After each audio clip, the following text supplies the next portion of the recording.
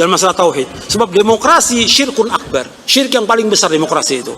Yang ada kehancuran masalah tauhid, kehancuran masalah iman, kehancuran dalam masalah juga politik, kehancuran masalah ekonomi. Habis, rusak agama ini, rusak. Maka yang benar sistem syuro dalam Islam. Coba antum lihat, ketika Muhajirin Ansor pecah itu karena demokrasi? Demokrasi enggak? Jawab dong. Waktu itu sudah ada demokrasi belum di kalangan sahabat? Belum. Waktu Aisyah perang sama Ali sama Muawiyah sudah ada demokrasi belum? Jangan cari kambing hitam. Itu enggak dewasa namanya, enggak ilmiah. Ilmiah tuh lihat sejarahnya. Kalau semua pakai sistem demokrasi pemilu, habis duit rakyat. Buat pilkada terus berapa miliar, berapa triliun yang habis. Tapi kalau sistem syuro, nggak mengeluarkan biaya. Betul tidak? Apakah di zaman Nabi turun sudah ada monarki, sudah ada demokrasi? Saya mau tanya. Oke, antum tanya demokrasi. Kita jawab. Ketika ayat itu turun, demokrasi sudah dipakai belum? Berarti ayat-ayat tadi tidak ada kaitan sama demokrasi. Demokrasi bukan sistem syuro. Sistem demokrasi, kalau antum lihat secara akal aja, apalagi secara syariat, nggak benar. Kan demokrasi dari demokratos. Artinya suara rakyat, suara Tuhan. Benar nggak itu? Nggak benar. Ulama kita tidak mengharamkan demokrasi. Demos apa? Kratos, ya. Pemerintahan di tangan rakyat. Tuhan, nggak benar. Jadi keputusan rakyat itu dianggap oleh mereka keputusan Tuhan. Hukum rakyat berarti hukum Tuhan. Nggak benar. Ini beda. Jadi definisi antum tentang demokrasi itu beda dengan demokrasi yang dipahami oleh para ulama. Ulama kita kenapa terima demokrasi? Karena demokrasi itu sistem yang juga terbuka. Coba cek. Kalau sistem udah ada, sekarang bagaimana? Yang ada ya kehancuran dalam masalah iman, dalam masalah tauhid. Sebab demokrasi syirkun akbar, syirik yang paling besar demokrasi itu. Ketika Umar bin Khattab radhiyallahu meninggal dunia, dia wasiat untuk 6 orang. Dipilih hanya 6 orang, 6 sahabat aja. Untuk pemimpin itu 6 sahabat yang bertakwa kepada Allah. Itu aja, nggak seperti sekarang. Dan kalaupun syuro, Umar, itu syuronya di bagian apa? Bukan semua masalah. Jadi kita itu sering terjebak dengan istilah-istilah. Sering terjebak. Kita pakai ayat-ayat yang tidak berkaitan. Itu ayat antum pakai untuk Pancasila, itu cocok logi namanya. Coba cek syarah penjelasan Pancasila. Apakah mereka nyebutin ayat itu? Enggak. Allahu Rabbi wal Islamu dini wa Muhammadan Rasulullah. Tadi saya sudah ceritakan sistem pemerintahan khilafah ada berapa? Yang selama 30 tahun itu? Udah 6. Apa maksudnya itu? Sistem khilafah kenabian itu sistem yang terbuka. Bisa ngadopsi dari mana-mana, yang penting kepentingan umat berlaku. Saya sudah cerita tadi monarki yang dinukil, yang diambil oleh Bani Abbasiyah, Khilafah Umayyah, itu diambil dari mana? Dari Romawi dan Persia. Benar nggak? Romawi Islami nggak? Enggak. Persia Islami nggak? Enggak. Romawi sembah Yesus, Persia sembah api. Yunani sembah dewa. Tapi karena masalah politik tidak ada kaitannya dengan akidah secara langsung, dia berkaitan tapi tidak langsung. Maka ulama kita tidak mengharamkan demokrasi. Demos apa? Kratos, ya. Pemerintahan di tangan rakyat. Ini beda. Jadi definisi antum tentang demokrasi itu beda dengan demokrasi yang dipahami oleh para ulama. Ulama kita kenapa terima demokrasi? Karena demokrasi itu sistem yang juga terbuka. Coba cek. Demokrasi yang ada di Indonesia sudah berapa macam? Demokrasi Soekarno namanya apa? Terpimpin. Tuh udah beda. Terpimpin itu ternyata otoriter. Otoriter enggak?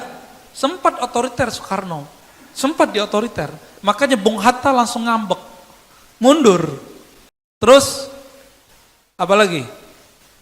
Masa Soeharto, demokrasi, Pancasila. Beda enggak? Beda lagi. Orang MPR orang dia semua. Jadi pemilu itu cuma ngabis-ngabisin duit, ya kan? Tapi nanti terakhir kan pada almarhum Pak Harmoko tuh ya. Nah, ya cuma simbolis aja. Anda siap untuk meneruskan kepresidenan, bla bla bla bla. Itu cuma simbolis. Ya kan? Cuma simbolis. Itu demokrasi juga. Itu sistem musyawarah MPR. Jadi kalau menurut antum musyawarah itu satu-satunya sistem, maka Soeharto paling islami dong. Enggak juga. Maka sistem demokrasi itu bisa nanti diislamkan. Tenang aja. Ya, nanti akan muncul sistem demokrasi Mahdi. Insya Allah. Bank aja bisa diislamikan kok, masa demokrasi enggak. Ya, jadi jangan terobsesi, terpengaruh, terjebak dengan demokrasi dari Barat. Barat itu dulu Yunani nggak masuk. Kita sekarang kalau sebut filsafat Barat nggak masuk Yunani. Belajar sejarah dulu deh, ya. Filsafat Barat bukan filsafat Yunani. Sekarang dibedakan. Filsafat Yunani itu diterjemahkan semua ke bahasa Arab. Maka orang kalau mau belajar filsafat Yunani wajib belajar bahasa Arab. Baru ngerti kitab Plato judulnya Republik. Jadi kata republik yang di bawahnya nanti ada demokrasi, itu yang pertama kali mengadopsinya adalah Bani Abbasiyah. Apakah di zaman Nabi turun sudah ada monarki, sudah ada demokrasi? Saya mau tanya. Oke, antum tanya demokrasi. Kita jawab. Ketika ayat itu turun, demokrasi sudah dipakai belum? Berarti ayat-ayat tadi tidak ada kaitan sama demokrasi. Demokrasi bukan sistem syura. Maka yang disebut di Pancasila juga bukan sistem demokrasi, itu sistem terbuka.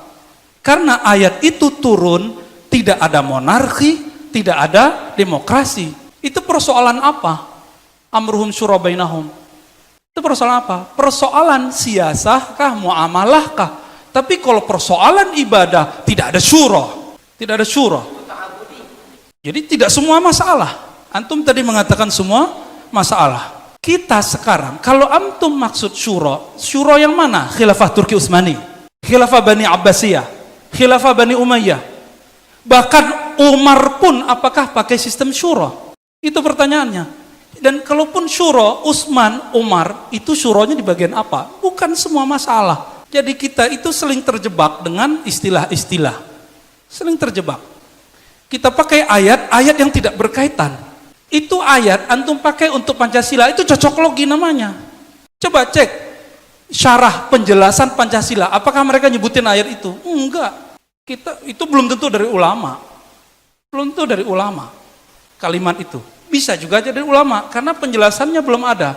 Oleh karena itu sebagian kawan-kawan kita memutuskan kalau begitu kita masuk ke sistem, tapi ternyata mereka terjebak juga dengan sistem.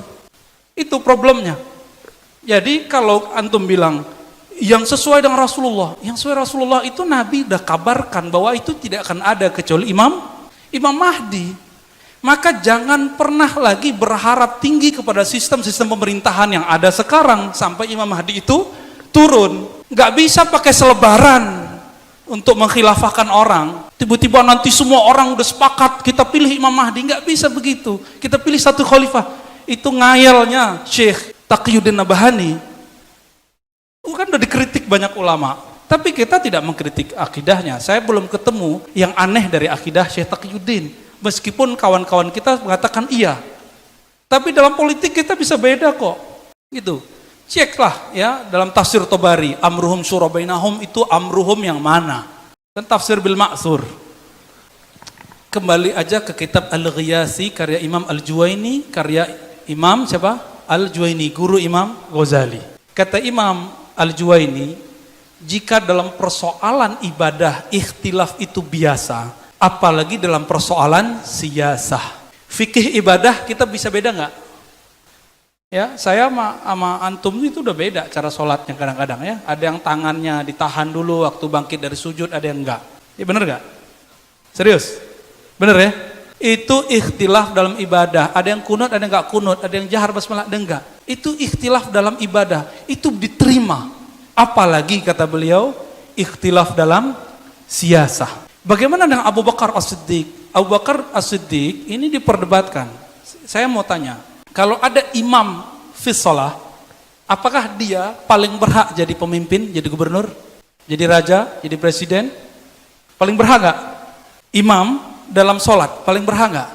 Oleh karena itu dalil-dalil ulama ahlus sunnah mengenai Abu Bakar paling berhak jadi khalifah karena Nabi sudah angkat jadi imam sholat, itu dalilnya tidak dianggap kuat. Nggak dianggap kuat, karena Nabi belum pernah menaskan. Yang mengatakan Nabi menaskan pemimpin itu cuma Syiah. Jadi jangan sama lagi antum dengan Syiah. Ya, yang mengatakan Nabi sudah sudah tunjuk pemimpin setelahnya, siapa yang ngomong begitu? Jadi kalau antum mengatakan Nabi sudah tunjuk Abu Bakar, bedanya sama Syiah apa? Ya, jangan terjebak lagi. Abu Bakar itu bacain sebuah hadis ketika orang-orang Ansor mengangkat seorang pemimpin dari kaum Ansor. Apakah kaum Ansor nggak tahu Abu Bakar jadi imam? Tahu semua kok. Berarti kaum Ansor yang juga faham Al-Quran dan Sunnah meyakini bahwa imam sholat nggak mesti imam fil siasah. Maka mereka angkat sendiri. Lalu Abu Bakar bacakan hadis. Ala immatu min Quraisy. Imam itu mesti dari Quraisy. Orang Ansor langsung ciut. Bahkan yang sudah dibaiat tadi kemudian menghilang beberapa hari, lalu baiat Abu Bakar As-Siddiq. Begitu. Ya. Jadi pemilihan Abu Bakar murni pemilihan langsung dari masyarakat. Langsung. Masyarakat dua partai. Jadi Ansar Muhajirin saat itu sudah dua partai. Partai Muhajirin, partai Ansar. Cuma dulu disebut kaum. Kaum Muhajirin, kaum Ansar. Gitu ya. Sistemnya apa tadi? Pilihan langsung. Apakah Abu Bakar benar-benar seperti Nabi? Enggak juga. Tapi Abu Bakar berusaha seperti Nabi. Maka tidak akan mungkin kita menemukan kekhalifahan benar-benar seperti Nabi. Paling cuma alamin haji nubuwah. Kaedah-kaedah yang dia buat sudah mirip dengan kaedah-kaedah Nabi. Tapi mirip-mirip sekali juga enggak. Makanya Umar pun protes kepada Abu Bakar ketika Abu Bakar mengirim Khalid Al-Walid membakar orang-orang murtad. Dianggap keluar dari minhaj nubuwah. Debat mereka. Ketika Umar naik, Khalid bin Walid langsung dipecat. Artinya mereka juga beda. Baru Umar yang buat sistem syura, perwakilan lagi. Masalah pecah-pecah itu bukan demokrasi, tapi Nabi berdoa. Ketika Nabi berdoa, ya Rob, jangan buat umatku mati kelaparan. Amin. Yang kedua, ya Allah jangan buat umatku mati tenggelam. Amin. Tapi gila ketiga, ya Allah jangan pecah belahkan umatku. Nggak ada aminnya kata Jibril. Jadi betul-betul sudah diprediksi oleh Nabi. Coba antum lihat. Ketika Muhajirin Ansar pecah itu karena demokrasi. Demokrasi nggak? Jawab dong. Waktu itu sudah ada demokrasi belum di kalangan sahabat? Belum. Waktu Aisyah perang sama Ali sama Muawiyah sudah ada demokrasi belum? Jangan cari kambing hitam. Itu nggak dewasa namanya, nggak ilmiah. Ilmiah tuh lihat sejarahnya. Tapi memang Rasulullah sudah bilang, "May ya'ish minkum min ba'di fasayara ikhtilafan katsira." Siapapun yang hidup setelahku, walaupun satu hari setelahku, akan melihat perbedaan ikhtilaf yang luar biasa. Kita aja beda pemikiran kok. Saya aja fikihnya beda sama Ustaz Al-Naf kok. Tapi kita biasa-biasa aja tuh ya ketemu cipika-cipiki, salam-salaman. Kita sama-sama tahu, sama-sama mengerti perbedaan. Jadi ternyata perbedaan itu akan jadi musibah kalau kita tidak mau mengerti perbedaan orang itu. Kalau sudah sama-sama mengerti ya kita baik-baik lagi. Orang dalam fikih ibadah aja bisa beda. Masa antum dalam siasah kemudian main hujat-hujatan? Ya, janganlah. Malu kepada Allah, malu kepada Rasulullah. Dan Nabi SAW sudah memberitahu begitu. Kalau tidak terjadi berarti Nabi bohong dong. Bukan, Nabi gak pernah bilang. Nabi gak pernah bohong pastinya. Ya. Kalau Nabi bilang kalian akan terpecah belah karena demokrasi, ada gak hadisnya? Gak ada. Gak ada. Jadi teman-teman semua, mau itu demokrasi, ya, demotari, itu semua bisa bikin khilafiyah. Ya. Bisa bikin semua orang pecah belah. Orang ngomong Sayyidina aja di masjid sebelah pecah udah ya. Orang ngomong kunutnya bisa sebelah pecah. Apalagi ngomong khilafah. Bisa pecah kita. Bisa main teriak-teriakan Allahu Akbar kita nanti ya. Khalas. Baik. Afwan Ustaz. Baik. Kita tutup dengan baca salawat. Ada yang bisa salawat nggak? Biar adem. Bismillahirrahmanirrahim. Mari kita tutup majelis ilmu ini dengan sama-sama berselawat.